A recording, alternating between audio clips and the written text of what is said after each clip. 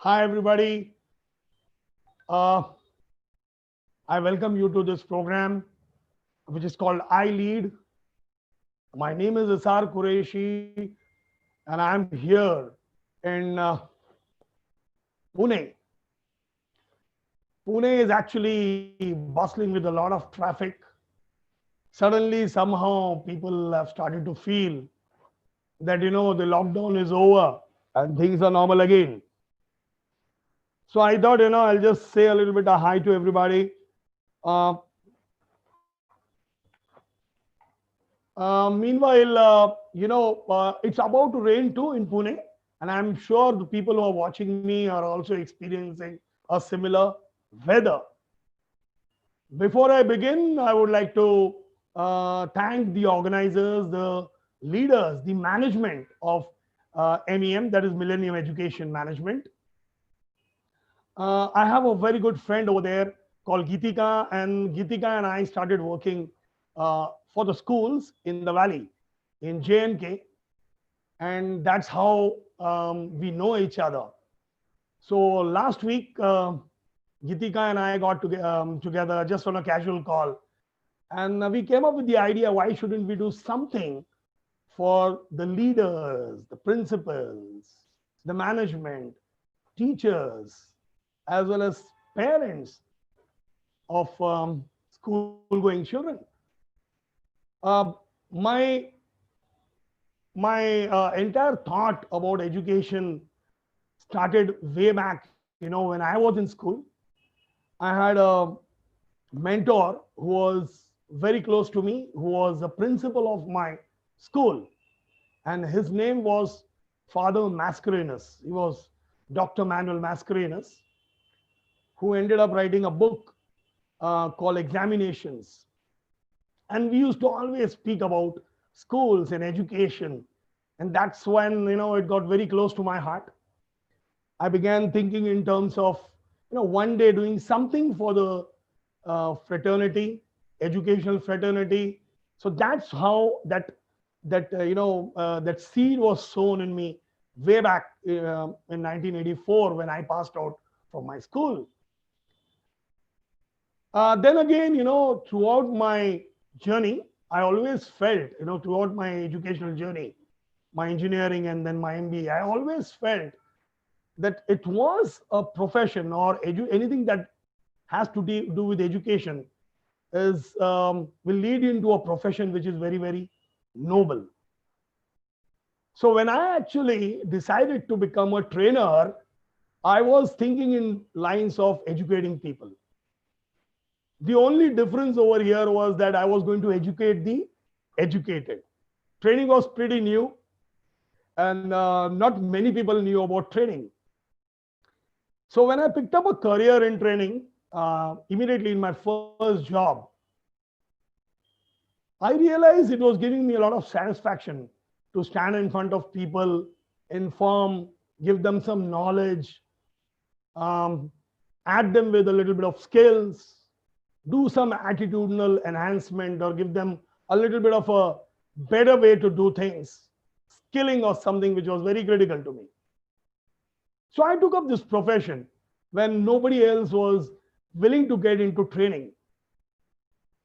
Somebody told me once, why do you want to do a poorly paid job? And I said, it's a poorly paid rich job. That's what I had heard all my life. But of course, now things have changed. Things have changed a lot. Training is recognized as a very good profession, though it does not have a specialization. But yeah, it's a part of HR. But it is again human resource development or enhancement, or you can say whatever you call it, upskilling of people.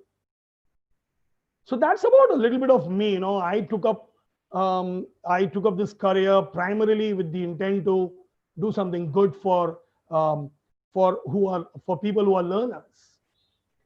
And the people who are listening to me right now are very, very critical because those are the people who have made the world. I remember my mother used to be always educating me or giving me some stories, all through my childhood. And then she used to uh, be asking me, what do they do in school? And I used to come and tell, this is what my teacher taught me in school. So my mother used to tell me that the teacher in your school should be treated like your parent or your mother, or like me. That's what she said. That is the time I realized, that a teacher is a parent at school and parents are teachers at home. That's how it got equated into my head. So my growing up days were very, very nice. I was very close to my teachers, my principal, every teacher, and my MBA too, my professors. I was very, very close to them, and I had some kind of a bond with all of them. So it is a privilege for me to give back to the people who are educating or changing lives or doing something worthwhile to people. So this is something that I thought about for all of you, a program called I Lead, or Leading During Change. The context, of course, of this program would be uh, education, how to manage the educational, um, the institution called education or the institution called school in your sphere. But more of it will come from the premise of leadership principles that have been made around the world. So it applies to everywhere, whether you are at home, leadership applies at home, leadership applies in organizations, in establishments, in socio-political environments, also in educational establishments.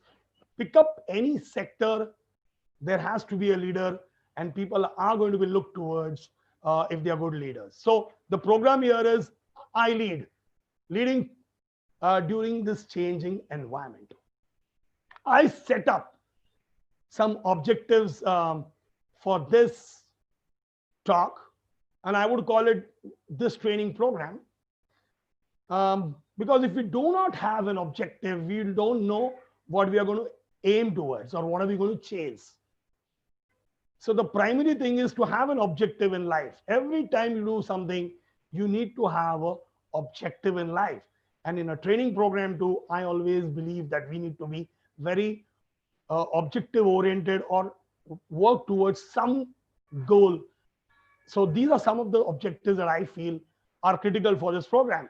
Uh, I personally feel it's important for us to understand leadership. All of you understand leadership, but to see what is the entire spectrum or the gamut of leadership, understand that in a nutshell. This can't be a very, very long session, of course. So what is the best I'm going to give away to all of you?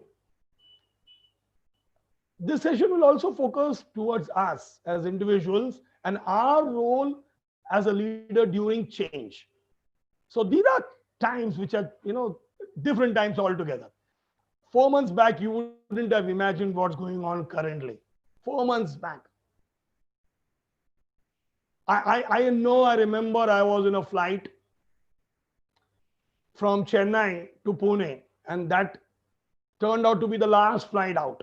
I was training in Chennai, and I landed over here, and next day I came to know is that the flights are all called off, and there's going to be a lot of so-called lockdown and all, and everything changed. So I had to adapt a different style or a strategy at my workplace or in my organization, and I also had to take up a different role altogether at home, because this was the first opportunity that I had to be at home and not move out. So our role during these changing times is very, very critical. So we are going to focus towards our role also during these changing times. Leadership styles. So I'll tell you why this came up. I was talking to some of you who are there. My assumption is there are around there are many, many people watching this live, because an invitation has gone, and many principals and leaders, management, along with teachers and some parents and students might also be watching this. So I thought, and during my discussions and my talks with some of the principals, an idea was thrown to me if I could talk about leadership styles, and which is one of the best styles that we can adapt to as probably principals or teachers or as leaders of the institutions. So I have that uh, thing also here. I felt, I mean, these times are giving us a lot of stress. So, few tips which could help us, overcome this thing called stress. I'll just tell you something. On the 18th of this month, I was invited by a friend of mine to for a cup of coffee because it was his birthday. I could not meet him 18th of June. I could not go over there because I had some um, other things to do at home. So I told him, hey, I mean, let's not meet today. Happy birthday to you, anyways, and let me come back to you later on. Let me connect to you later on, and let's meet up for a cup of tea. That's what I told him and hung up the call. It was 18th, and on the 23rd, I got a message from another friend of mine that he is no more. And on the 18th, I attended his funeral. And he was a very, very handsome young man. I mean, handsome young man in the sense my age. Why I'm saying him, calling him young was he was not married. And on the 18th, I told him, why don't you get married here? And he was like, oh, come on, man, I don't want to. So on 23rd, I attended his funeral. And the cause of death, his elder brother told me, was, you know what? Exercising. He was exercising at home. So I said, what went wrong? Well, he was also in some kind of a stress. So, that added a lot of things to him. It probably did something wrong on his thought level and he gave up. So he died while exercising. So there is a lot of stress around. So we need to manage stress. I don't know the in-depth thing, what happened and all, but that's for sure that he died during an exercise. The next thing I thought was, just general tips, what I have gathered around, and this would be throughout the session. So these are the objectives of this program, friends. When I was a kid, I used to be very, very inspired and interested in a figure or diagram. I don't want to call it a geometrical figure because it's called something holy or some kind of a logo here, which is called the pentagram. Pentagon is totally different. This is a pentagram. So pentagram talked about a circle wherein a person stood with his hands wide and legs wide again and his head touching the circle. So it was encircling, a human being encircled. That was called the pentagram. And each one of the points which joined the circle, the inner part of the circle, had something, it depicted something. And these were the depictions. It talked about the 4 elements, which is fire, water, air, and earth. And the 5th one, that is spirit or soul. So that was the pentagram which I was pretty impressed upon, inspired to look at every time. And I thought, yeah, this has something to do with a human being, something to do with life. And as I evolved, I realized that entire circle depicted the world, the environment, the ecosystem. And the human being over there is dependent on these 5 things. That's what it meant. So when you go back to leadership, I thought, okay, why shouldn't we have the pentagram replicated in leadership also? So I just thought to write something which are the 5 things which are critical for leadership or are encircled for a leader in that gamut of leadership. So this is something that I felt could be the definition from the pentagram aspect, that an individual's action. So leadership is an individual's action of inspiring a group of people. So individual is one, inspiring a group of people for achieving a desired goal of an institution. Institution can be an establishment, an organization, or anything that he is leading. How does he do that? By communicating thoughts and ideas and being completely accountable for outcomes. So, in a nutshell, as an individual, I am supposed to inspire a set of people. Why am I supposed to inspire those people? To achieve a desired goal. Now, this goal is the group of people itself is called an institution. And how do I do that? I do that by communicating my thoughts and my ideas, which might be in the interest of the institution. And then at the same time, being completely accountable for the outcomes. See, the outcome may be good, bad, ugly, whatever it is, whether it's a football team or an organization or a cricket team or your home itself. So there are these 5 things which are important for us. So the pentagram of leadership talks about 5 critical things that a leader has to do or should be doing every time. So leadership is that circle, and inside you are there as a leader, and you are supposed to first manage self. That is yourself, you. And then one hand depicts managing people. So I should be able to manage myself and then a set of people who I am leading, and then institutions who have visions or missions or goals, whatever it is, institutions or establishments. So managing self, managing people, managing business, and inspiring communication. So that will be the next part of it. The 4th criteria of being a good leader, or leadership is about the 4th one, that is a good communicator. And finally, being accountable. So all of these, when you see this video again, you will realize that all of these 5 things, self, people, institutions, communication or accountability, all these factors are encapsulated in that definition of mine. So you will have a lot many definitions about leadership. Nothing is wrong. Everybody is right. Pick up any leadership guru, he'll have his own definition. You'll have your own definition too. Here the context of explanation is because there are these 5 things a leader needs to do, and hence I've put in across in such a way that you have a clarity.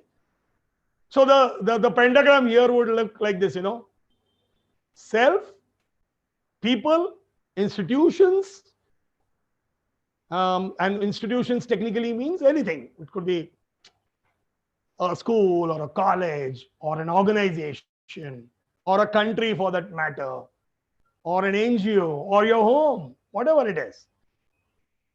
And the 4th one would be communication and then accountability. I call it the SPICA model, SPICA. Now SPICA is mine. So I thought SPICA would be the right thing. So when I was trying to find a right, abbreviation for it, it had to look something like something good. So I was something which was critical. That is institutions. I was going to write it SPOCA. O means organization, but I decided against it.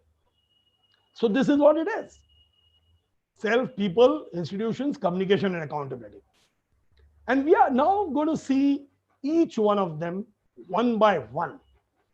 This session is divided into 2 parts, of course. I'll be doing the explanation, and I'll be then answering questions to people who are live.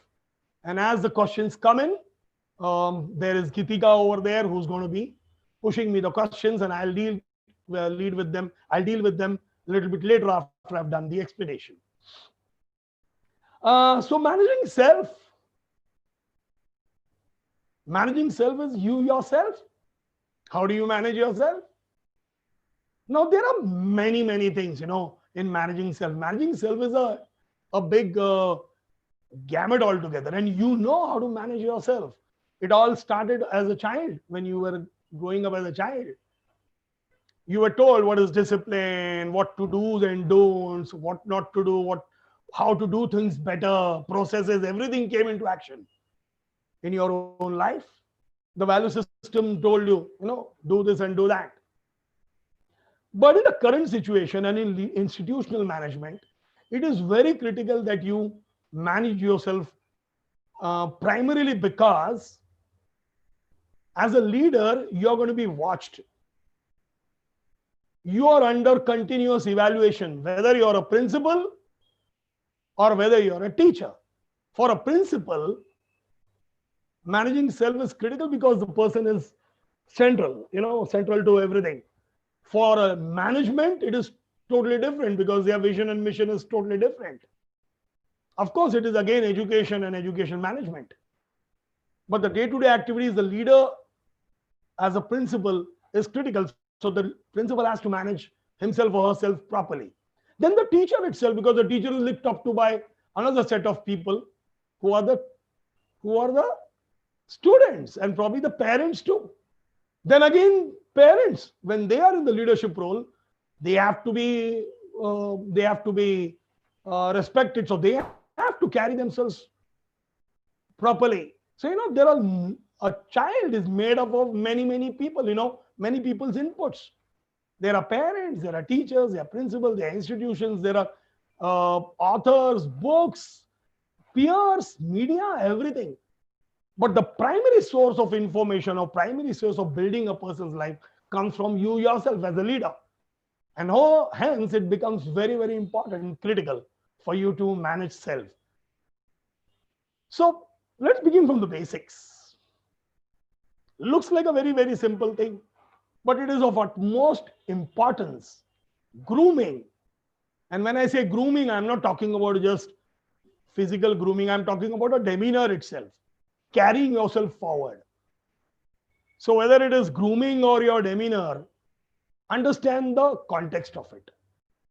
It is very, very important that if you are a leader, you look like a leader. You have to have your own image in front of people. So image, whether it's image management or whatever you call it, I need to be well groomed, to be respected, because people are watching me every day. So self-management talks about that too. Having a purpose, and I need to know what is the reason of my existence, what is my role. The principal needs to know that the role is beyond the boundaries of the school. And my principal used to tell me, and in that book called Examinations, and I can ask somebody from my home to come down and give it across to me. I'm on the 3rd floor in my studio. So I'll ask my wife to come down and give it to me. There is a book called Examinations, which got sent to me by Delhi, Daryaganj. It was published over there. This book was written in 1982, and which clearly mentions, and the author was Father Mascarenhas, clearly mentioning that, the role of a principal is beyond the boundaries of the school. The role of a teacher is beyond the boundary. The purpose is beyond the boundaries of the school. The physical boundaries I meant, because you are going to take, you have a purpose, which is not only growth of an individual, but taking the individual or directing the person to the right path. That is one of the things. So having a purpose is critical. So each one of you needs to have a purpose. So when we tell our children, my ambition in life, I was told to write this, in school. My ambition in life. I wrote, I want to be a fighter pilot. My father was the army officer. I wanted to be a fighter pilot. That incidentally, my ambition in life was a part of grammar and composition. And it was corrected for grammatical errors and spelling mistakes by my teacher, who was not keen on where I wanted to go. I wanted to have that purpose, I wanted to become something in life. I could not, probably because it was not a mistake of my teacher. But remember, till you as an individual do not have a purpose, people will not be inspired by you. That's about inspiration. So you need to have a purpose. Your purpose should be beyond the boundaries of the school and beyond just a job. So each one of you over here, I mean, it is a clear cut thought to all of you that, we need to know our purpose. And I think my purpose is to give back to the society, and so should your be. I know it's okay nowadays. People, there is something called the hierarchy of needs. It's called Maslow's need hierarchy theory, which talks about the basic needs. Many people I know who are into the field of education. Many people I know got a very good job in a school and a college, and they're very, very happy. And they said, my purpose was to get a job in that and job, and that was the thing. And now, of course, they've evolved and said, yeah, my purpose is totally different. Changing lives, decorating lives, whatever you call it. Sorry. Read a lot. When we are supposed to give back, we are supposed to read a lot too. Now, this is not just, I'm not preaching over here, but reading a lot. Somewhere we have lost it, by the way.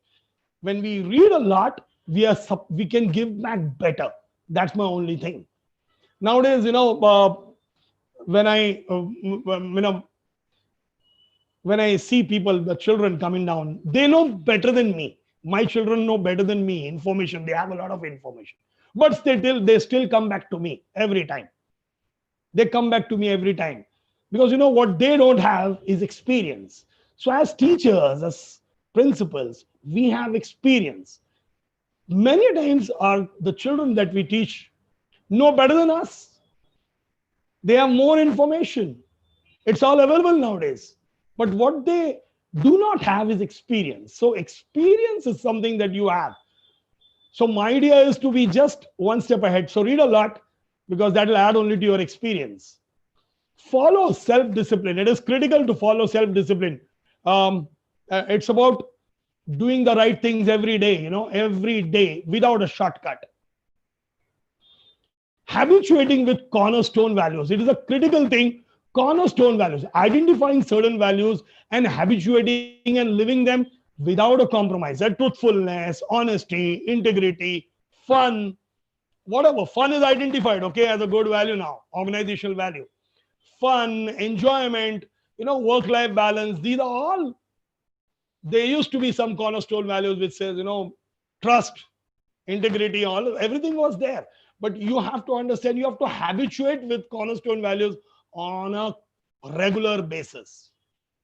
Create a good example about yourself every time. As a good leader, we are supposed to create good examples. Examples, human beings, or I would say, the people who are listening to me are much more ahead in the space of information and knowledge imparting. But still, I heard something beautiful.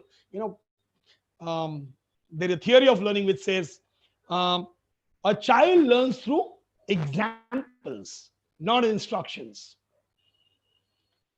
Or people learn through examples, not instructions. If I tell my junior in my organization or a junior trainer with a cigarette in my hand and I say, hey, that's a bad habit, don't smoke.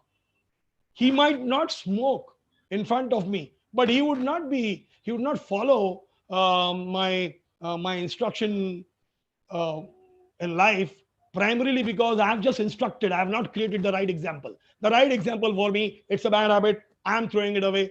I'm not going to do that again.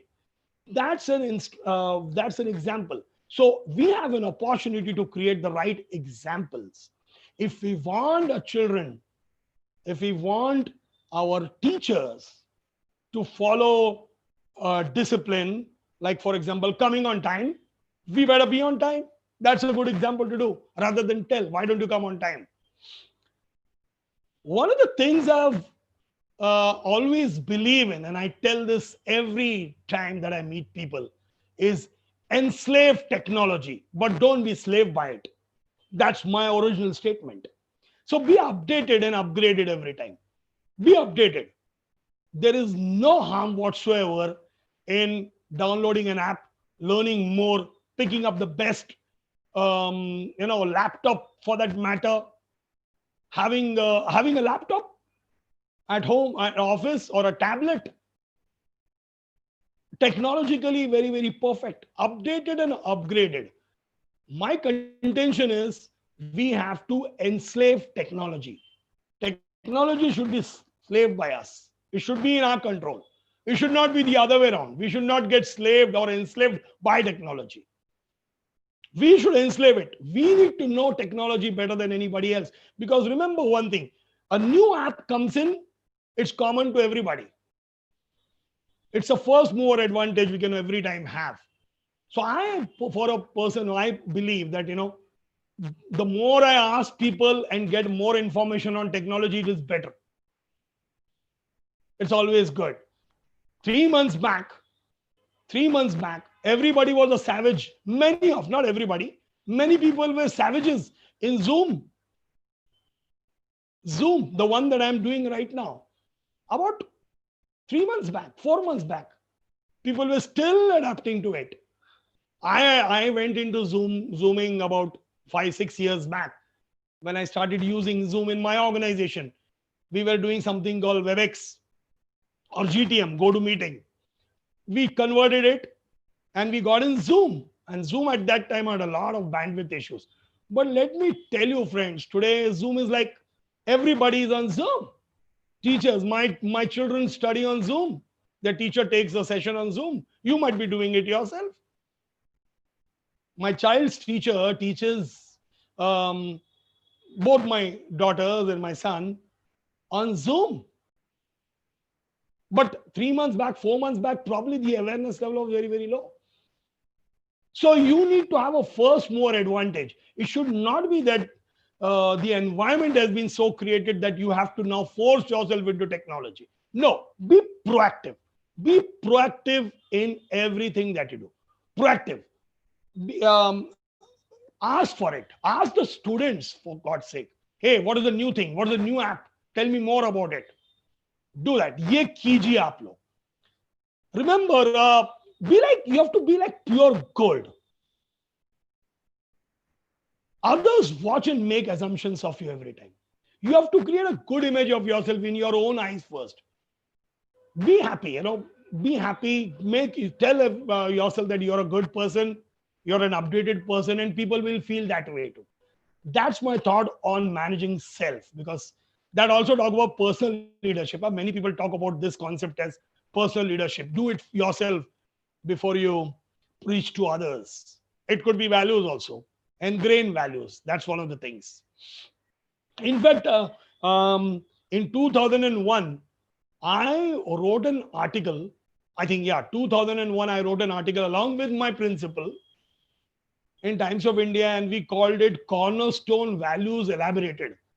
It would have become a book finally, but it was very important for us at that point of time to tell it to people. And that kind of time in 2000, 2001, 2, I was writing for the Times of India, and I was regularly contributing every week to Education Times.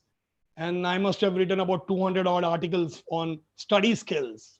And that was primarily for schools and children, and teachers and principals. So that's about managing self, friends. Now, one of the next thing, the pentagram talks about people. So you need to manage people also, because as a leader of my home, I'm managing myself, but I have to manage my children and the environment also. From my perspective, of course, at home it is not allowed. My wife is undisputed. My wife is an undisputed leader there. But still, you have to manage things for them. So managing people becomes a second aspect. And that is creating an environment of trust. People should look towards you as a person who's very trustworthy, and the environment as a very trustworthy environment. I'm not talking about it being a glass door, but people should be speaking in front of each other, being forthright about things. So that is the responsibility of a good leader, by the way, to create an environment. Leaders are people who create an environment. As a leader, it is also very critical and important for us to assign important tasks. So important tasks to people. not not trivial tasks. So as a principal, it's important for you to assign very critical tasks um, to your teachers. As a teacher, it's very critical for you to assign important tasks to children, students, and their parents also. And parents also, it's important for you to do that. By the way, assigning tasks to people and also delegate and empower. Delegation is a critical thing. By the way, delegation is a critical thing. You delegate critical aspects. That's most important. So when you manage people, let me tell you, as leaders, um, first, if you do it yourself, people are more likely to do it. By the way, if I were a teacher, I would delegate critical responsibilities to um, my children also, my students also, at the same time, my peers also. I would empower them. Substitution is an empowerment, by the way. Let me tell you that. Appreciate efforts, not just results. It's very important for you to understand what I'm trying over here. Many of us look at results. I'm talking in terms of children, or talking in terms of assignments given to teachers, or the management giving some assignments to the principals themselves. So everybody looks at a result as a parameter to evaluate a person. But let me tell you, don't do that.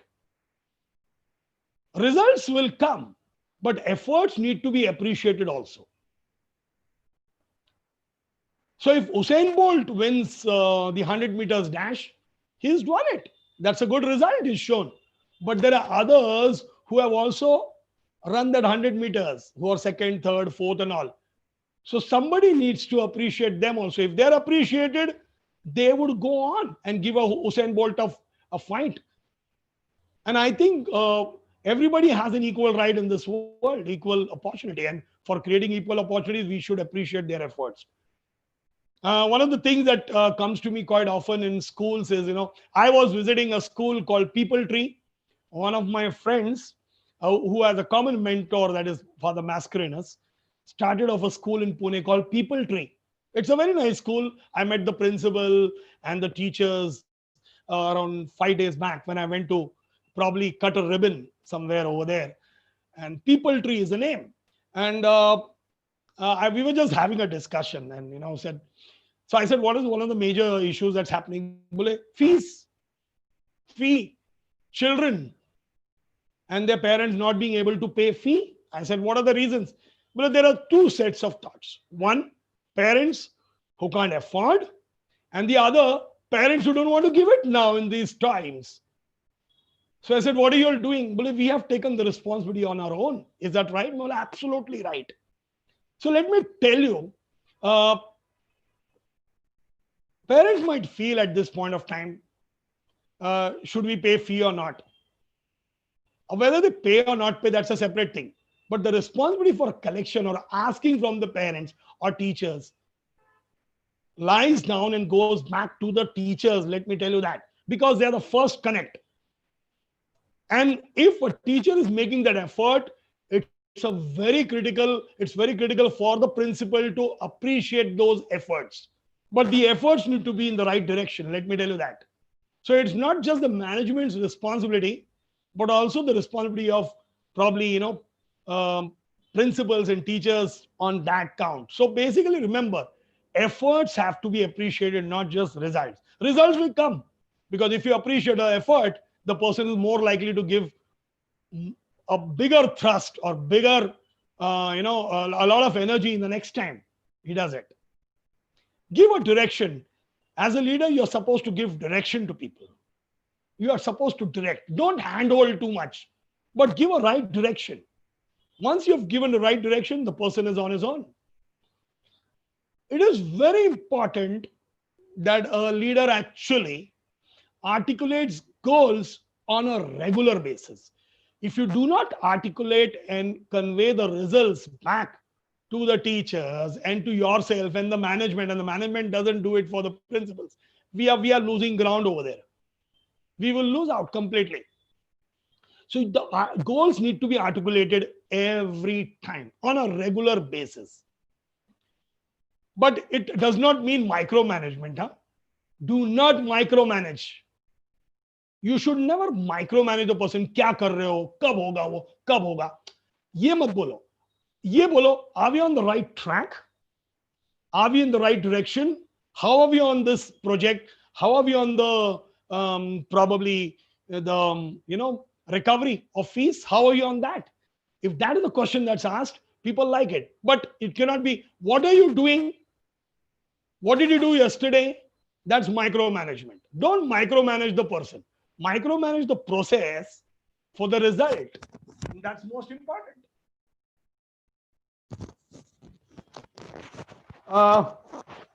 Apply new methodologies. So people management, when you're managing people, you have to apply new methods of management every time. There are n number of people management methods. There are several methods which are now outdated. Many theories of managing people have now updated, but many new theories are coming in. So apply new methodologies and theories every time. Remember, friends, as a leader, when you're managing people, you're the jeweler.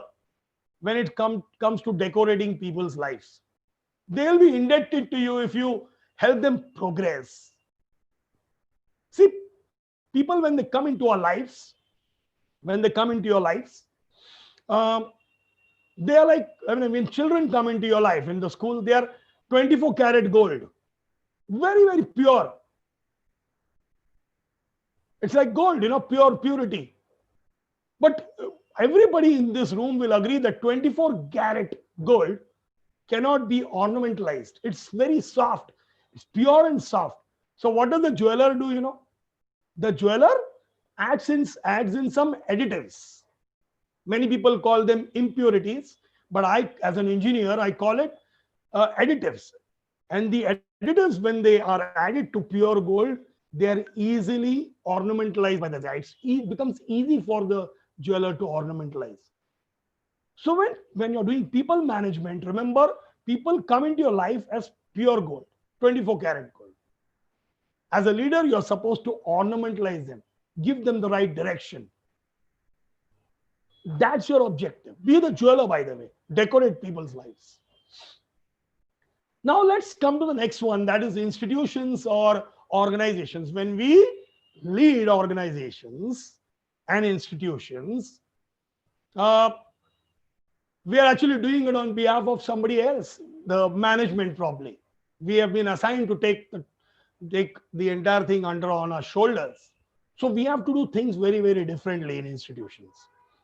Whether you're a leader over here, management person sitting over here in this room or listening to me, or the principal or the teacher, everybody has an equal role to play. See, everybody, all of you are leaders over here. So it goes to all of you. When you manage institutions, you have to remember, if you do not have a vision and mission, you're going nowhere. If you do not have a vision and mission, you're not going anywhere. Which technically means, if you do not have a vision, you are actually going to exist without any purpose and direction. So remember, you have to write down a vision for your school, institutions. A vision is a statement of purpose, by the way. Vision is defined as a statement of purpose. And a mission is not like a vision. Mission is a short-term goal to achieve the vision. I mean, if I have a vision to go to the sky, I need to have the small missions. I'll take a rocket and I'll go here, and this is going to happen.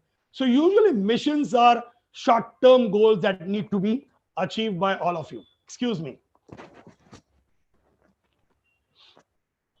So all of you who are listening to me, first have a vision. Write down the vision and the mission, the probably small goals that you might want to have for 2020, 2022, 2026, and everything, all exigency that might just come up. Nobody thought about Corona, but now you need to rewrite your mission statement now. Set values for the institution. So there are no values. Now, what do you understand? There are personal values, which are cornerstone values, and there are some which are organizational values. Those are governing principles that your institution should be known for. We all need to have a set of at least 5 to 6, 4 to 5, 4 to 6, I think. That's a good figure. 4 to 6 values. Sanskar, जिसे कहते हैं. But those are organizational values, guiding principles, so that so where are we going? This place. How are we going it? By following these values, this set of governing principles, which will be tied up. We'll not be breaking those. If you break them, your organization actually crumbles down. Have strategic plans. So have strategic plans, long-term plans. Make a plan, but whenever the plans, strategies go wrong, you can make the tactical changes. Tactics are totally different. Tactics are the small movement that you do towards achieving your strategic plans. So strategic plans are critical. If you do not have a plan, you have a plan to fail. That's how it goes. So you need to have a strategic plan for your institution. Make a plan. It might not be, I try to be a very practical plan, by the way. You might not achieve it. That's a separate thing, but you at least have something to work towards. Adapt to changes. Always adapt. See, I always use this word adapt and adopt. So adapt to whatever changes happen. If there's a change that is directed from top down, from the management, it might be for a reason. So the principals are supposed to adapt it. If your teachers, if the principal is giving you something, adapt to those methodologies, changes. If Millennium is giving, it's for your benefit. So adapt to changes in the market and be ready. Because every institution needs to have a first mover's advantage. Plan for CI. CI means continuous improvement. Go ahead, continuously improving better. Doing the thing in a better way. Now, this might be my, I must have done in the last 3 months about 40, 45 programs in 3 months. On certain days, I was taking 3 sessions per day. Doing large speakerships too, using Zoom and Facebook Live and all of that stuff. But every time I do it, it's a new day for me, and I learn something new on that, and I try to better myself.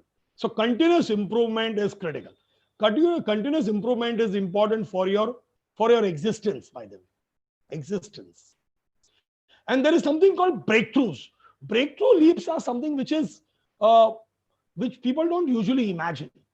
But there have to be some breakthrough leaps. Now, continuous improvement was not moving all the teachers into Zoom training. No, that was a breakthrough. You adapted to a breakthrough leap. It was a breakthrough thing for all of you. Now the continuous improvement would be what, once I have adapted the new breakthrough, I'll try to improve myself better. Tomorrow something else might come up. Something else might come up. Some other media might come up. Suddenly, one fine day, one of the organizations I was talking to said, Isar, we have decided to give up on Zoom. We are moving to MS Teams. I said, I am ready for it. So I had to learn the entire MS Teams format. It was a different format, and I learned it, and I went into that. Now that I had an opportunity the next time to better myself. So it's going to be completely this way, So breakthroughs are critical. Look out for breakthroughs every time. Be aware of the ecosystem, what's happening in the educational world, what's happening in competitor schools. Be aware of the ecosystem. We are all going towards the same direction. We are going for people upliftment, child upliftment. That's what we are doing. We are doing something for children. We are doing something for the society. But we need to be aware of the ecosystem where we exist. So again, the same thing that I said just a few sentences back. Adapt and adopt. And I'm talking specifically in terms of technological changes. So remember technological changes. So everything that happens, adapt it. See, I'll give you a classic example. I'll give you a very classic example. When the new economic policy of liberalization came in and the new IT policy came in, people were given an option either to learn computers or take a VRS. I know of a person who told me, a very senior person, who told me, hey, I don't want to sit with children and learn computers. I might as well take a VRS. This gentleman took a VRS and got 10 lakh rupees from the government to take a VRS because that person was not ready to learn computers. This 10 lakh rupees this person took, this gentleman took, got over in a couple of years. And that person is getting a good pension right now. I know it. And you know what that person is using currently? An iPhone 10. A fantastic phone. And the only thing that he has a regret is, oh, I wish I could have taken those 10 days classes, basic classes on Word, Excel, PowerPoint that was directed by my organization. And he was from a PSU, by the way. He did not do it. Now he also says, if I were to learn, I would have been the director, the top-notch person in that organization. And I said, yeah, you would have been, because the person has adapted. Person did not adapt, but was now forced to adapt, because you are now going to that situation when you're forced to adapt. So my contention is, whenever new challenges, technological changes happen, be the first one to jump in the queue. That is institutional, by the way. Institutions have to adapt to new technologies and changes. Remember, all institutions that flourish and survive have good governing principles and have been led by great leaders. So a good leader is a person who can also lead a good institution or an organization, not just self and people. You need to have the third very critical aspect also, that's institution. Now let's come quickly to communication. So when you communicate across to children, or your teachers, or the management communicates to the principals, or there is any kind of flow, be clear in your communication and be very, very specific. Always be involved while communicating. Be involved and understand whether the person's mind is set for giving that communication thought. You have to prepare the mind of a person. You have to prepare the mind of your teacher. You have to prepare the mind of your principal. It can be upward communication where the teacher is trying to communicate thoughts to the principal and the principal is communicating thoughts to the management. You have to go involved. You have to understand whether the person is ready to take that communication or not. So even if they're children, you have to create that environment wherein you can be giving them clear and specific instructions. Always be involved. When you are involved, it becomes a two-way communication. And finally, communication is giving out your emotions, or communicating your emotions, or articulating your ideas and thoughts to the other person so that some action is taken. Speak in context. Just don't speak it out. Speak in context to what is important, what you are supposed to teach, or what you are supposed to communicate. Never hurt the values of the listener. Let me tell you, a good leader never hurts the values. I used to always hear one of my teachers say, curse the other student. आपके घर में यही सिखाते हैं क्या? Don't you listen to your father? So, the child says, "Arey, my father has been brought in. My mother has been brought in. My values are being encroached upon." So the child starts hating. I know for sure there are students much more ahead of our times. As teachers, if I were to be a teacher, I would know for sure in a class of 50 or 30 or 20 or 10, there would be children who are smart, they're ahead. And if I want to communicate something to them, I have to create their mind. I just can't blabber off because, it might hurt the value of the child. And it could be same way. Even your parents, for that matter, is very, very important. Let me tell you, I will give you an example of, and I hope somebody from my family must be listening, because my wife said she's going to watch this on YouTube also. I went once. We were all staying in Mumbai. Now we have shifted to Pune. So when we were all in Mumbai, my daughters were going to some top-notch schools in Powai. They were going to some very good schools.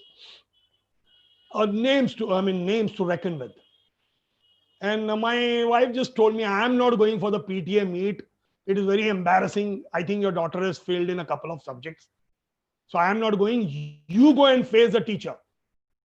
I said, okay. And I wore my jacket. My jacket always is with me every time. My jacket, coat, and tie and all. I dressed up and went.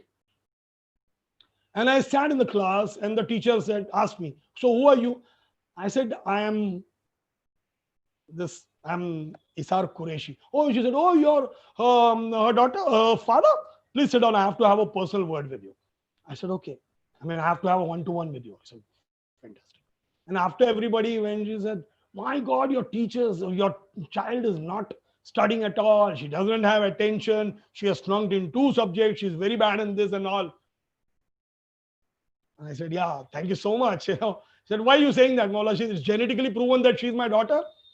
Because I was an average student. I failed in 3 to 4 subjects averagely every time. I said, yeah.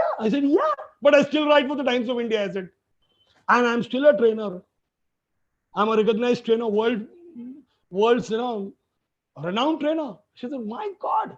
So I just gave her a message on that day. Hey, you could have done it in a different way. Of course, she became a very good friend of mine. She could have done it in a better way. Oh, we should discuss about your daughter.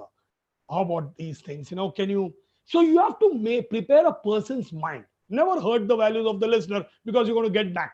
Because one of the statements which I told the teacher was, were you a brilliant student in school also? And she said she had no answer for it. I think that was something that I did, by the way. That's what I did because I got something. My contention is never hurt the values of the listener. Be assertive when required. You got to be assertive when you're communicating to children, or sometimes the teachers are communicating to the peers or anyone else. A good leader is supposed to be assertive when required. Don't say yes when you want to say no. Reaffirm the goals. Every time, reaffirm your goals to the people around you. Create new means and tools of communication. This is one media of communication. Create new tools. Every time, create new tools. Identify new tools. Don't only go in one way of one method of communicating. So when people identified WhatsApp, they created, many schools created WhatsApp group of parents and started giving information. So everybody started saying, yes, ma'am, yes, sir, yes, ma'am, yes, ma'am, yes, ma'am, on that. So it became a yes, sir group. Every parent who wrote very nice things, thank you so much for being a great teacher, got the brownies. So instead of that, create broadcast lists. Have a one-on-one. Many parents are not good communicators. So remember, you have to create new means of communicating, tools to communicate with teachers, and the principals have to communicate to teachers in a different way. So adapt to new tools. Remember, all great communicators, friends, have been inspirational and very, very focused on what they wanted. I have some more time because I have to come to take you through this entire pentagram. So here is the next one. Without too much of ado, let's take accountability. So accountability and responsibility is being responsible. I am responsible. If something wrong has happened, it's because of me. Don't be defensive. Never be defensive. No leader I know of successful leader who has been defensive. Every good leader has been, open to feedback. So be open to feedback. Don't be defensive about your views. Never do that. If you have achieved it, as a leader, if you have achieved it, it's your job. If you have failed, you have to redeem and learn from that. If you have failed from a particular thing, you have to redeem and learn from it, nothing else. And if your team fails, it's your ownership. Remember that. So if the team fails, in leadership, it says if your team does not achieve, it's your ownership. By doing this, you're actually creating a standard of accountability. I mean, every time, I mean, people are going to look towards you with a lot of respect and pride. Everybody, and this applies to everybody. No escapism. I personally, I use this word quite often in my talks. No escapism. Don't escape. If you are supposed to face something or reality or a situation, face it. Don't be an escapist. Face it. Okay, face the ire. And as a parent, if you're there, face it. Go and talk to the teacher. Like finally, you're helping your child go up. And it goes to everyone for that matter. No escapism. Don't, they say, bury the hatchet. I personally feel if you bury something, you only get dead bodies out later on because it's investigated. So I think you should go and straight away talk it out, have a clear-cut communication. That's it. In accountability, you have to create a matrix, accountability matrix. Who is doing what? You have to create that chart on your desk or on your laptop. And I'm sure all of you in this room who are listening to me have technology with them. As a teacher, you need to have a tab. Don't go by a phone. Mobile phones, everybody's having nowadays. Everybody has a mobile phone. Everybody. Fifth standard, sixth standard, seventh standard, eighth standard students have a mobile phone, the latest one. As a teacher, as a principal, have a laptop or have probably a tablet. Be ahead. So create in your tab a matrix, accountability matrix. What have I done? Create a chart. Like you create a chart for your children, you need to have an accountability chart. I'm supposed to do these 5 things in the next week. Have I done? I mean, work going on, done. In progress, not done. Straight, not touched. And then you can write. What are the reasons for each one of them? Give reasons for it. Write down what the reasons are and go up and, actually work again on that count. That shows accountability. Remember, excellent leaders, friends, never take personal credit for achievements and always take ownership of the mistakes of their clan. I use this word called clan because my son is playing a new game called Clash of Clans. So I thought instead of team, I'll write a clan because as a leader, you're having a clan. People follow you. So you have to completely take ownership of the mistakes of your team members or clan or whatever you call it. This is, what I just presented to you are the 5 aspects: managing self, managing people, managing business. I think the next one, and I just blinked it deliberately so that you realize it's the next thing that's going to happen. I'm going to talk to you all about some leadership styles. I do a lot of work on leadership traits and leadership styles, different styles, and you must have heard about them also. But here is a chart which you will like. And I've written it over there, leadership styles. Choose from the combo. So there's a combo. I've created a combo list. So there are these various styles. What are these styles? So you're going to see something on your left-hand side and something on your right-hand side. It means something, okay? What you're watching now is called transformational leader. This is one style. Charismatic. I hope my spellings are not wrong. Charismatic leadership. Servant leadership. Servant style. Working like a servant, And freedom style. Freedom style means, everybody is free to do what they want to do. Then there is something called autocratic, transactional, bureaucratic, and structural. So you will see that these are not just statements. These are not just styles, but they are extremes of each other.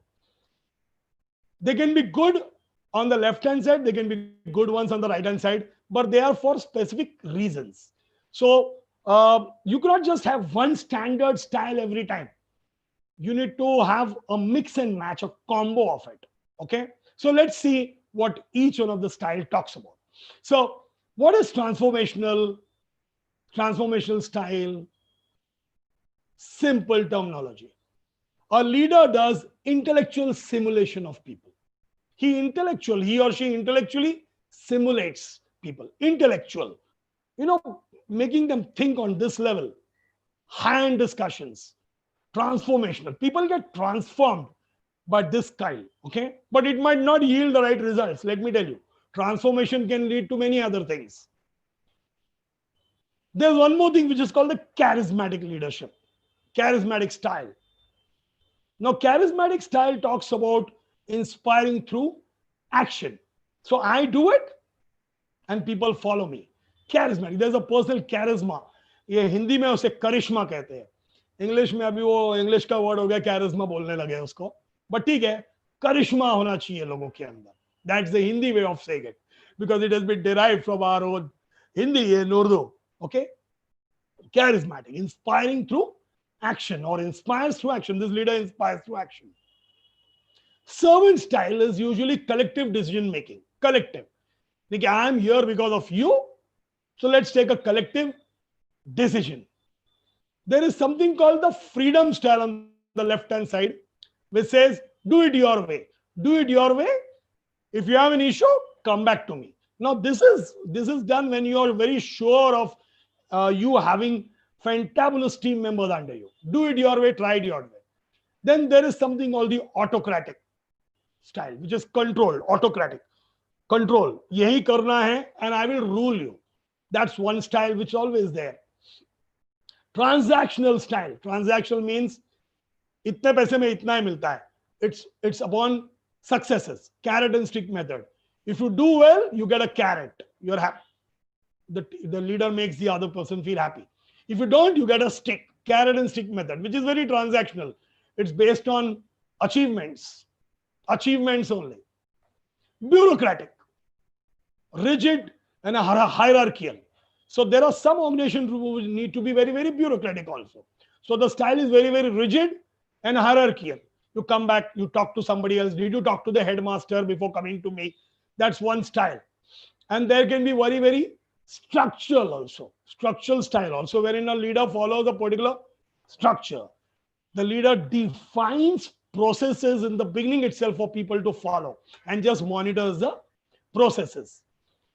Now, you can pick and choose from these slides. Of course, you can take a snapshot anyways of this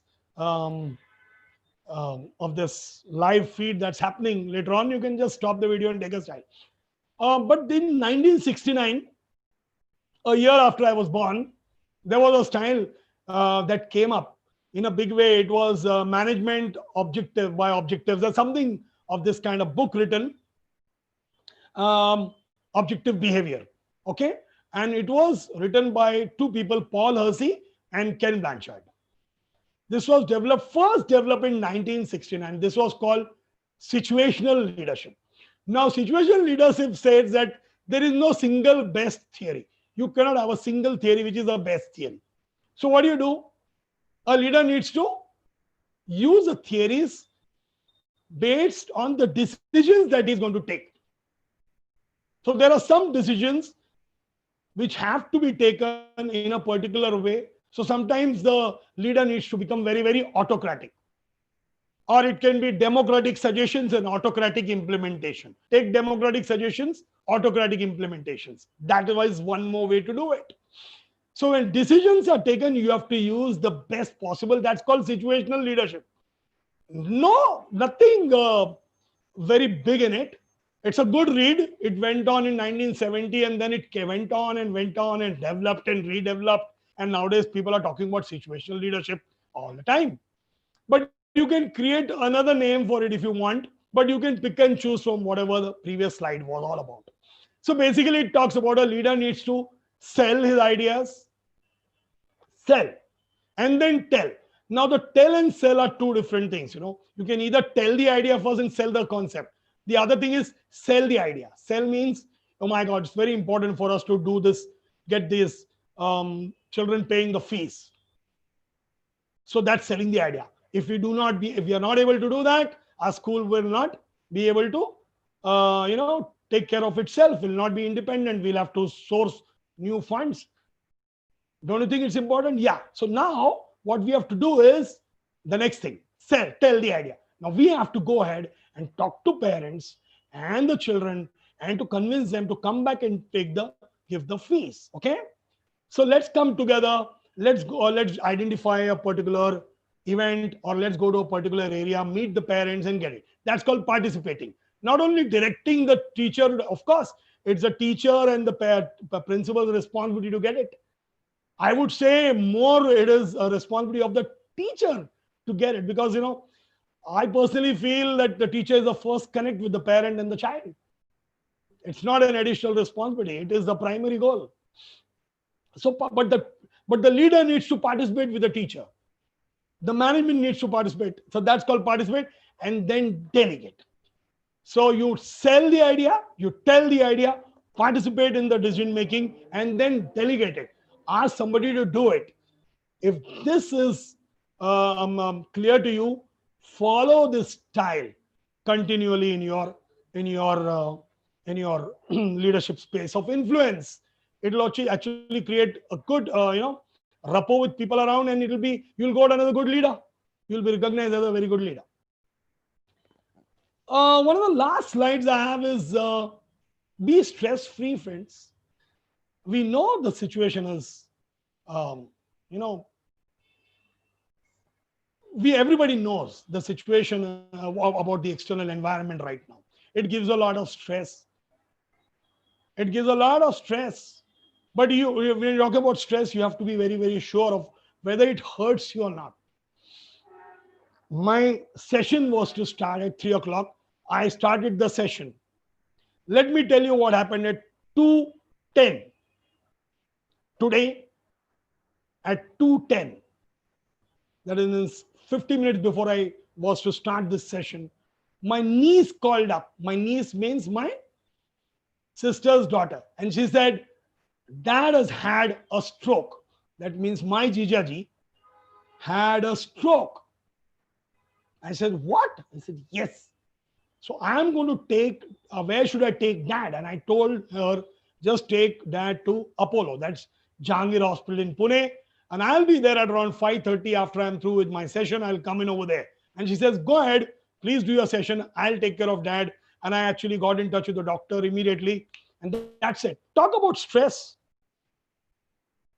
Now, that event that happened an hour back, 1.5, 2 years back now, it could have affected me in this session, but I'll not let it affect, because it's a medical condition. And now the doctors have taken over already. I cannot do anything else but be there with my sister and my nieces. That's the best thing I can do. And I'm going to be there because I'm the head of the family technically. But it should not hurt you so much that you deviate. So talk about stress, friends. I mean, that's the worst thing that can happen to everybody. And people in this current environment are hugely stressed. I talked about several examples. There are people, their parents who are stressed. But most importantly, you, the leaders, need not be stressed. You should not take it to your head. Handle it very, very positively. As something that's come up or an event that's happening and it requires your intervention. So how do you do that? Don't do any negative self-talk. No negative self-talk from today. Be positive about things. If an event has to take place, it has to happen. But no negative self-talk. I should not be talking negative about myself and the environment every time. Be realistic, everybody. Be realistic about the challenges. There are challenges in the market. We got to be very, very realistic about them. It's important that you are realistic from now on. Be open about your concerns. If you have a concern, share it. Just be realistic about it. Be open about them. Open your concerns. Talk about your concerns to your principals or your management. If you're a principal, talk it to the management. Talk about your fears and concerns to your teachers also. Share it. What's the big deal? Open about your concerns. There was a theory once upon a time which said, keep your fears to yourself and share your courage. I think it's a good theory. But in the current scenario, when you're talking to a clan of people who you have groomed, like a family, that you can talk about your concerns and your fears to your peers, you're one level down and one level up. But don't talk about it to your children, okay, the students in the school. You can talk about it in the management. Be open about your concerns. Gather as much information as possible from the surroundings, and do that diligently. Do diligently. Gather all the information that is available, okay, for everything, for teaching or technology or whatever it is, and be as productive as you can. This is the bottom line of it, friends. One of the things that will give you zero stress will be when you work on productivity. Mind you, I mean, there is a book. There is a book you can pick up, and it's a very old book. I mean, that book was probably it's a historic book. Norman Peale. It talks of the art of positive thinking. Pick that up. And it talks about why do people get tired. People get tired because your mind tells the body that you're feeling tired, whereas the body does not feel tired at all. It does not. It only feels tired if the nervous system tells, you get tired, man, you have worked enough. So being productive is not only working, but going the right direction. Okay, be as productive as you can. Delegation is one way to be very, very productive and stress free. So start being productive as an individual. That was the last line which I wanted to end this session on and take up the questions. I have many questions that have come up. There's a buzzer running, which tells me that there are some questions which have been asked over here. So thanks a lot. First, take down my details. These are my coordinates. The single and most important coordinate is my email address.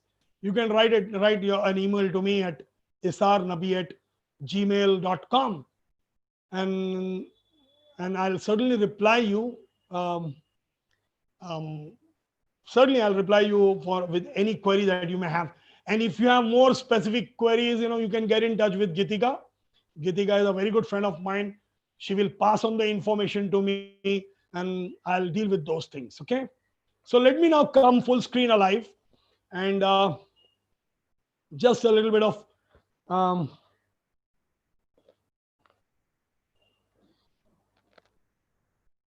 adjustments. So I have certain questions now here which have come to me.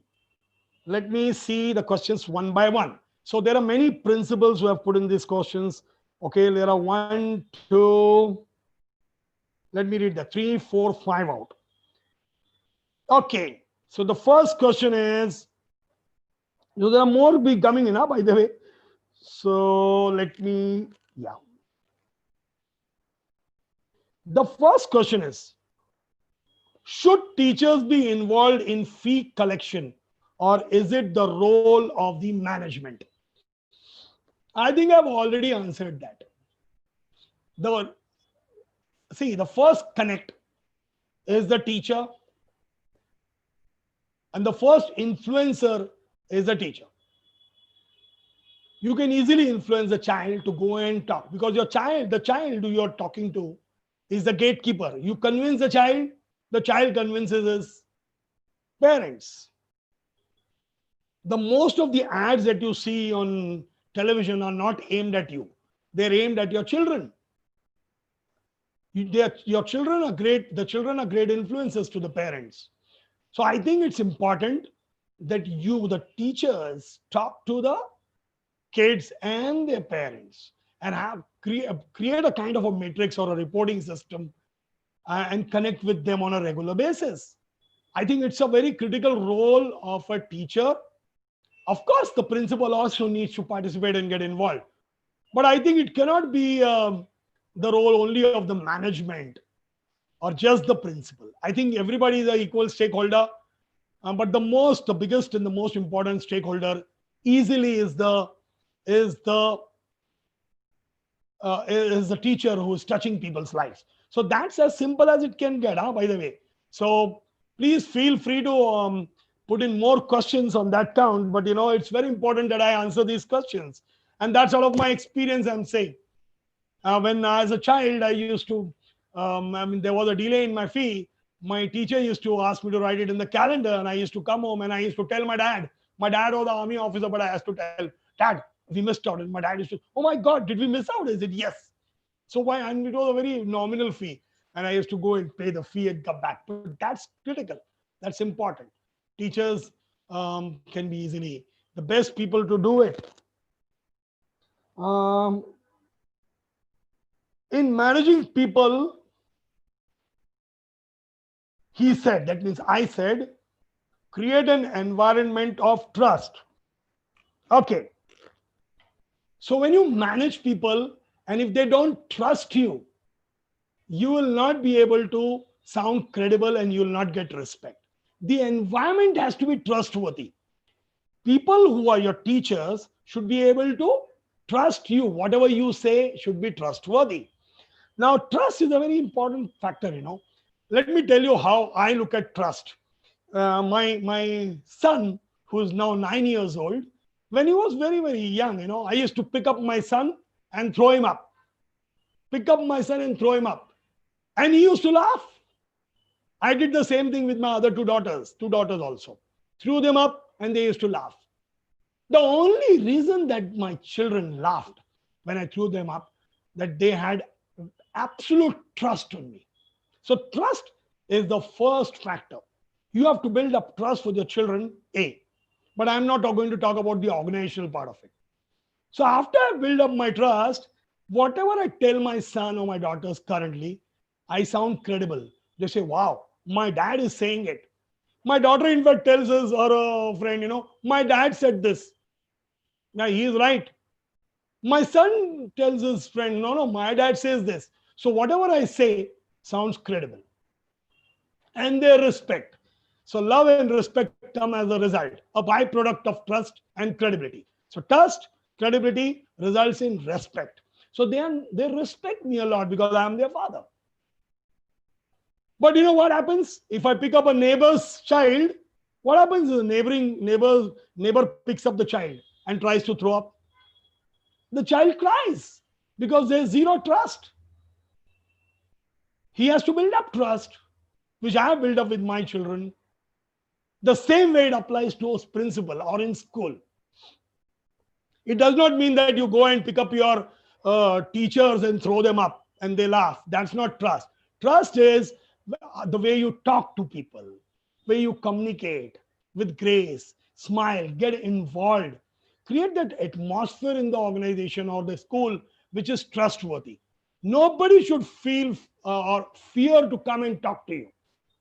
It should not just be, I'm not saying it has to be an open door policy. Anybody come and blabber off anything. No. But you need to be proactive in asking people, is everything fine? Can I be of help to you? A solid communication tool is, when you're proactive and you get involved in people's lives, they start trusting you. So you have to create that environment or atmosphere of trust within people you're working. If they trust, they'll die for you. They will believe whatever you say. You'll sound credible to them. They'll respect and love you. A good leader is one who creates that environment of trust. The first thing from now on is, so do that when you manage yourself, my contention is, people talk behind your backs. People talk behind your backs. But what they discuss is because of your actions in front of them. So if people talk behind my backs, it's not because of anything else, but my actions in front of them. They will anyways discuss. But what they're going to discuss, the content, good, bad, ugly, whatever, depends upon my actions in front of them. So if I'm living a life which is good, honest, helpful and all, they will tell behind my back, oh, that guy, he's helpful, man. He's a good guy. I can trust him. We can trust him. But if I am showcasing, I'm not living up to those standards, they're going to discuss, oh my God, whenever I look at him, I don't trust this chap. He's manipulative. So one of the things that you need to follow strictly is building the trust, but don't be diplomatic. Okay, people can read diplomacy and tact very easily in people's eyes. Honesty and integrity come up as one of the key factors of developing and creating that trust. But diplomacy and tact don't. There are people who are diplomats, I know, they speak so diplomatically that the other person realizes that it's a diplomatic talk. I always believe a diplomat is a person who tells you to go to hell in such a way that you actually look forward to their journey. So there are people who speak very, very diplomatically and tactful. They want to get out of the situation. But you are supposed to, as a leader, get involved in a situation. No escapism. It'll build up trust. I hope I have answered that. And if I have not, please feel free to connect with me. Okay, my God, there are about 500 questions here now. Okay, asking students of fee, how feasible is it in the middle or lower sections? Yeah, you can connect with the teacher. So how is it feasible for us to communicate it to the children in the lower sections? I think you can ask the parents to come down, leave a note, talk to the parent, tell him the current scenario. Tell him now. Let me tell you very honestly, in the current scenario, teachers are overworked. They are doing more work than anything else. Just by taking a class does not end it. There are clarifications that a teacher does. The teacher are actually supposed to call up the parents and tell them also, this is how you download Zoom, this is how you connect. Please tell your child to be away from this thing. That's the work. So the teachers have just carried their work at home. So it's a very difficult situation currently, work-life balance. I know it, but still, this is a golden opportunity for you to communicate to the parents in a dual fashion by telling them that you're overworking now. You're doing more than your job. It has to be articulated properly. I mean, you have to win the person. Communicate, not convince, but win the person. Talk to the parents. Why not? I would say very easily. Bob, I'm not saying that you talk to children and tell if you don't get fees tomorrow, don't come to class. Tell your father this. Don't do that. In fact, you tell, hey, why don't you go and tell your dad to come call up on this number or come down in school? I want to talk. I don't think there's any harm in it. Okay, now my God, now there are many questions and I'm okay with these questions coming in. The next question is, how does one win the trust of parents? I think parents and teachers are equal partners in upbringing of a child. Why shouldn't you win the trust of parents? Why shouldn't you? Communicate with them, talk to them nicely, engage with them. See, a PTA is something which is a formal way to do things, but there's a lot of fear. The parents are more stressed on a PTA meeting or an open house. They are more stressed. In fact, when the parents come down, my examples are many. But if I enter into a open house and the teacher tells me, "Oh, come, Mr. Qureshi, we were only waiting to give you some great news. Look at your daughter, flunked in all subjects." That's the fear I have. But if the teacher says, "Hey, Mr. Qureshi, welcome. Good to see you again." Forget teachers, students. The teachers take time. The students take time to adapt. How are you doing? How are things at your workspace, Mr. Qureshi? Last time we spoke about these things. Are they okay now? And we haven't heard from your wife. Please call her next time. Come down and meet us. Huh?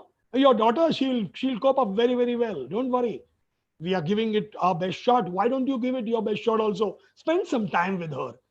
If that is the message you're giving to me, I'm going to like you and I'm going to trust you.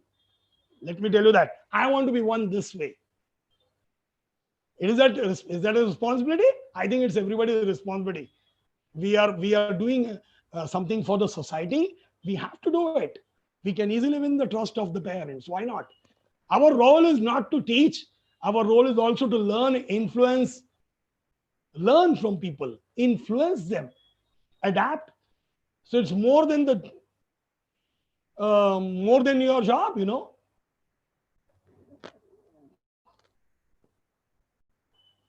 Okay, now let's say the next question. I'm not. There are many. A lot of stress comes from negative people around you.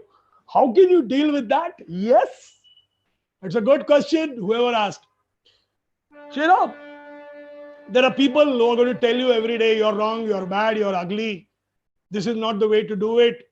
They're going to make their small groups against you. It happens every day. It's going to happen everywhere. If that person has a problem with you, it's his problem. Why are you worried about it? There is negativism everywhere. Everywhere there's negativism.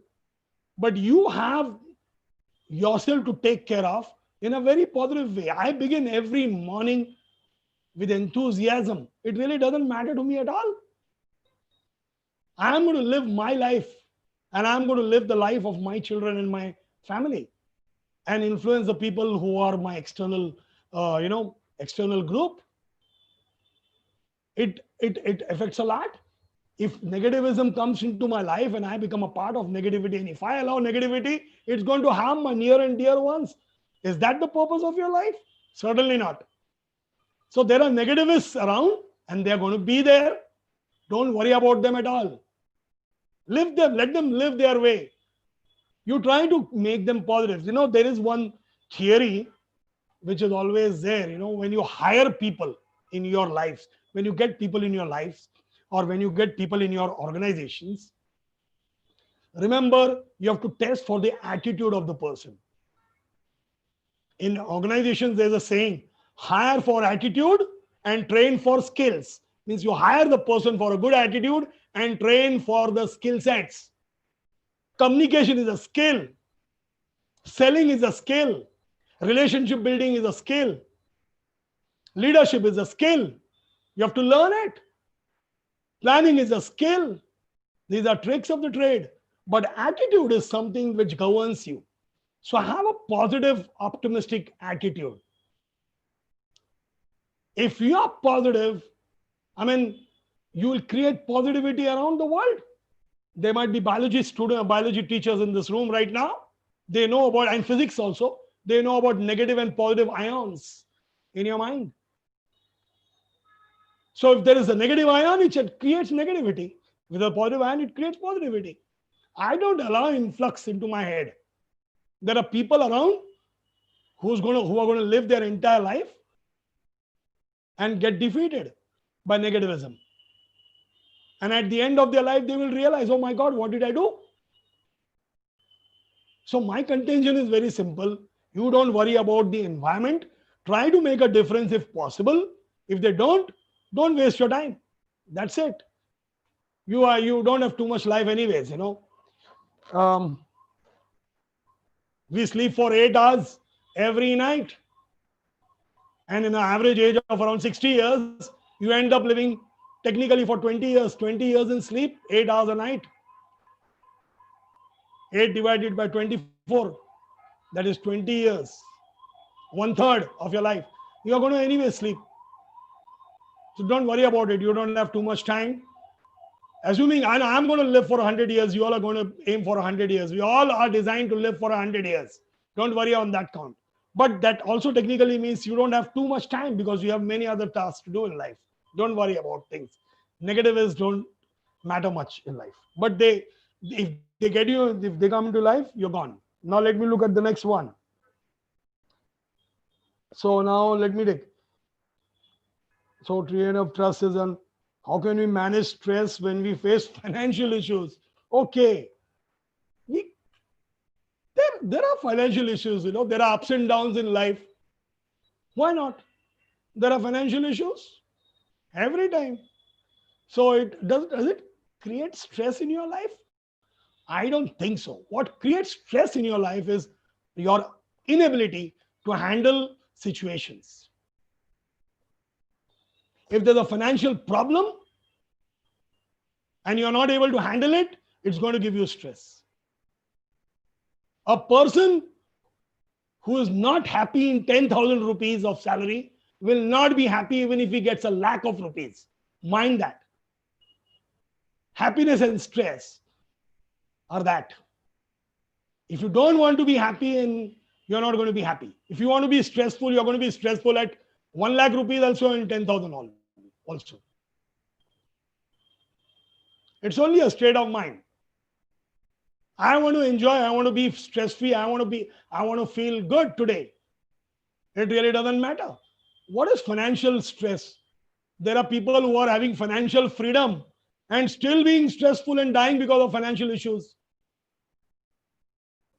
I don't know. The other day I was dealing with some film actors who got in touch with me and said, why don't you do something for the film fraternity? There have been so many suicides and whatnot.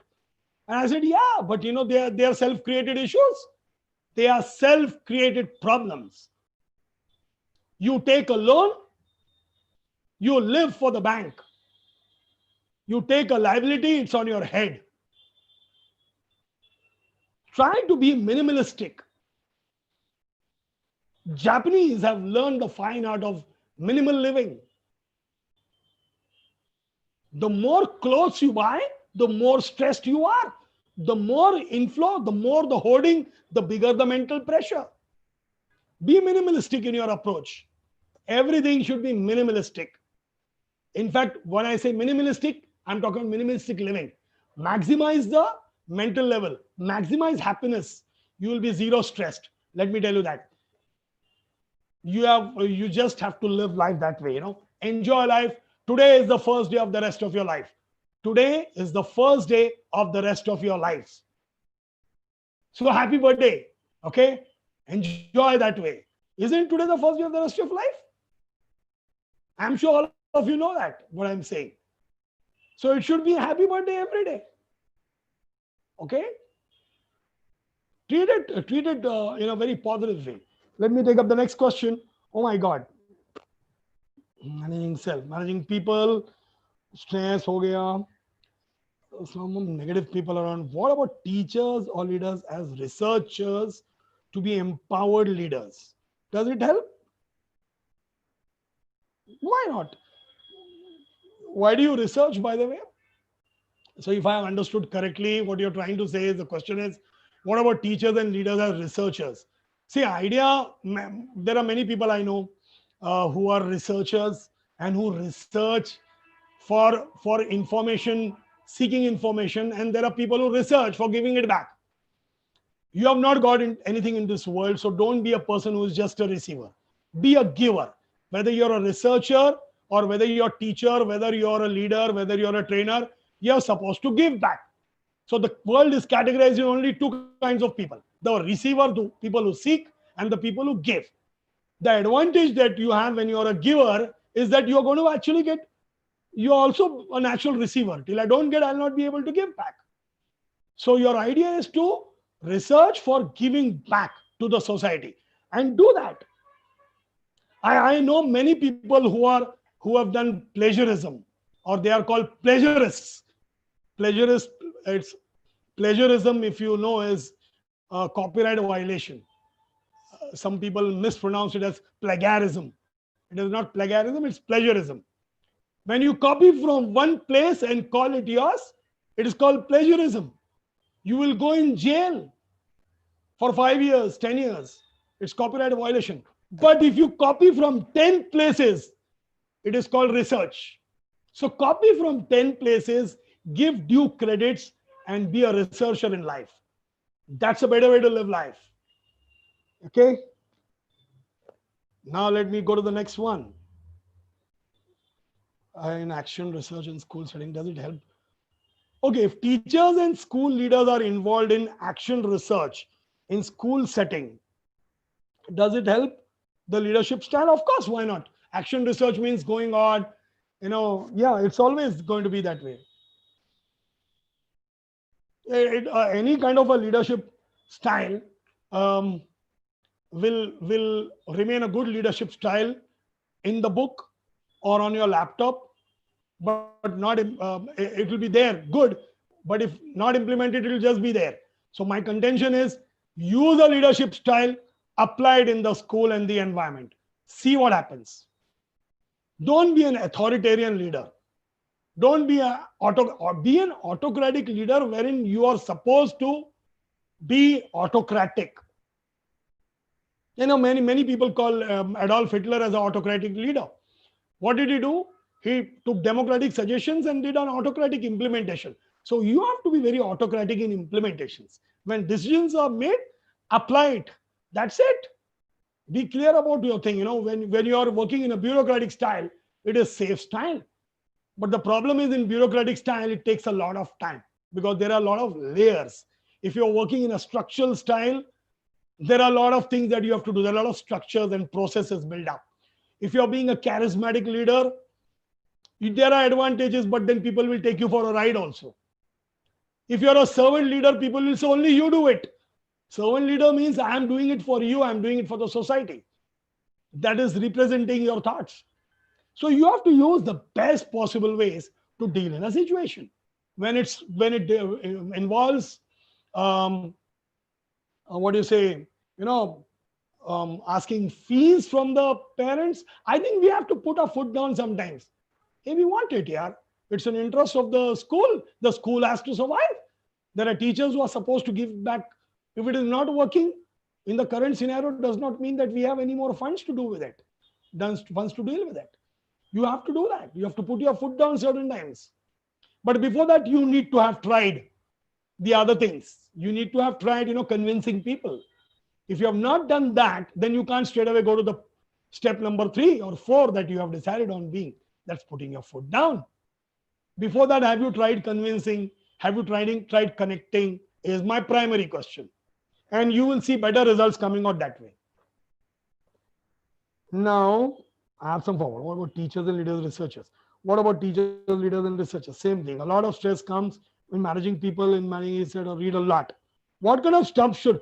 Okay, now this is one unanswered question. In managing self, he said, read a lot. What kind of stuff one should read? So the question is, this is coming to me via Geetika. Hence, she has written, he said. So, okay, if I have said, let me tell you. Read a lot. What kind of stuff do you read? Read about lives. Read about lives, incidents. Don't read fiction. I don't believe in fiction. I don't believe in fiction. I believe in real life stories. I was reading a very, very interesting book very recently. Of course, I read The Practicing Mind. The Practicing Mind was a fantastic book which I read very recently. In fact, after that, I picked up another book, which is a second read for me. And that book is No Way Down. No Way Down. That's a book by Graham Bowley. It's about the most difficult mountain in the world. The most difficult mountain in the world is not Mount Everest. Mount Everest, in fact, doesn't come in the top 20 also of the most difficult mountains. The most difficult mountains, out of the most difficult mountains in the world, the one that stands tall is only about 200 meters shorter than Mount Everest. And that mountain is called K2. K2. K2 is Karakoram 2. It's also called the Godwin-Austen mountain. Some people call it the Austin-Godwin Glacier and not K2, but people call it the K2. Karakoram 2 is a real name. Now, there's this book written on that mountain and on mountaineering about an incident that took place on the 1st of August 2008. Now, I was very inspired by that book because it talks about a real life incident wherein you see delegation, you see a helping attitude, you see victory, you see manipulation. Now, that's what I read. And after reading, I saw a video of it. I procured a Blu-ray CD from a friend of mine who had it, and I cut it on my laptop and I saw it. There is another video of it, which is called the Killer Mountain, the Killer Summit. And that is 1 hour and 21 minutes. I love the video. I love the book. And it is just so outstanding book about a guy called Jer McDonald. and a Pemba and a Sherpa called Pemba Gailji, who actually helped a team of people come down from the mountain alive. They saved people, and there are Jerry McDonald died saving people. So I think that was very inspirational for me. It taught me management lessons. It taught me a simple theory that going up the mountain is easy, but coming down you have to be careful. So when you come down, you're going to meet the same old people who saw you going up. So remember, that's life. Second thing I learned from it, it's easy to go, but when you come back and come back to where you started, that's a complete circle. That's the second learning I had. It's a beautiful book. Pick that up. Or you can pick up any other book. Who Moved My Cheese? The Monk Who Sold His Ferrari? Any other book. You know, the hundreds of books that you have here. Pick them up. They are going to increase your mental ability. And your experience will just be, your experience will be then meshed up with a lot of information that you have, new information. And then you will be called as a person with a lot of wisdom. Yeah, if your aim is to become a person of repute, then you have to read a lot of books and hundreds of books. But don't read too many fiction books and all of that. It doesn't make any sense. As a child, I started reading Hardy books and The Secret Seven and all of that. And my sister was reading Mills and Bones. But that was for practicing ability. We were reading novels so that we could become better in English.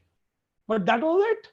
We moved to the next level after that, and I moved to the next level on that also. So read management books. Okay, now I think, should teachers be involved in fee collection? Question from me: how do we manage expectations of multiple stakeholders, parents, students, management, and family? Yeah. So this is the question. This was one of the first questions I missed out. So how can you manage multiple expectations? Remember that in a leadership role, you are made for multiple tasks. You are made for multiple influences. You have to be a parent at home. You have to be a child when you're playing with your children. You have to be looked up to when you're a teacher. When you have to be loved when you're a friend. You have to be respected as a team member by your seniors. The management should respect you as a principal who has done something for the society beyond. So you have multiple tasks and multiple asks from you. There are certain requirements that need to be fulfilled by you every time. We are people who are designed to influence many other people. And we have to do that because you're the privileged one. You have read, you have acquired knowledge, you have learned about life, you're supposed to give back to the society. There are people who are born in a particular place, they have no information, then they die at a place. They create zero impact, but you are an influencer. A good influencer has multiple stakeholders to not please, but to impact. So impact lives of multiple people. And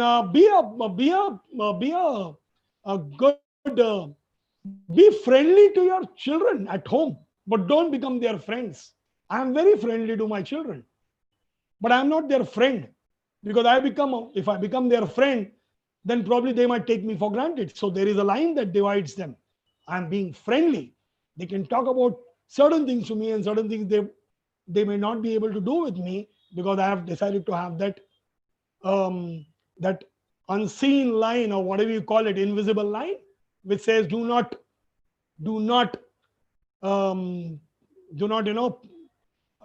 go above what your limits are. I've told them that. But when it comes to information, I turn to my daughter and she tells me I have a lot of information. But I have told her, if you have information, it's no good, because it has to be coupled with experience.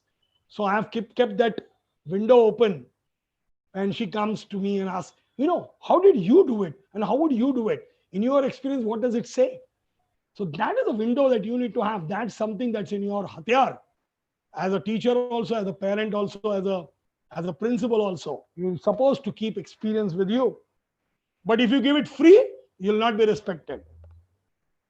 Means let the person realize that he's worth, and you have to create that need in the person and then give him.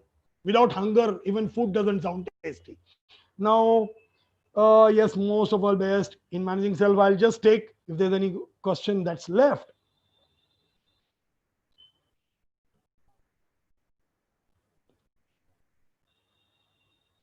So I think there are no more questions, and I think it's a good one.